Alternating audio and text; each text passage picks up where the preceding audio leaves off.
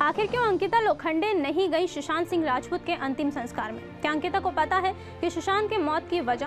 दरअसल big boss 17 के घर में अंकिता कई बार बातचीत में सुशांत को याद करती हुई और उनके काम को सराहती भी नजर आई हैं। कई खुलासों के बीच एक्ट्रेस ने अब खुलासा किया है कि आखिर क्यों वे सुशांत सिंह राजपूत के अंतिम संस्कार में नहीं गई थी।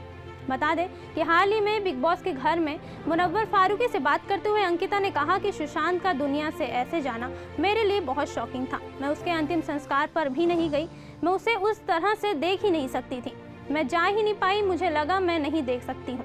इसके बाद मुनव्वर अंकिता से पूछते हैं कि क्या उन्हें पता है कि सुशांत की मौत कैसे हुई, जिस पर एक्ट्रेस कहती हैं मुझे नहीं बात करनी है। हालांकि बाद में उन्होंने कहा कि वे कारण जानती हैं, जिसके बाद से दर्शकों के मन में यह सवाल है कि क्या अंकिता को पता है सुशांत की मौत की वजह। वैसे आपका क्या कहना है, हमें कमेंट करके जरूर बताएं।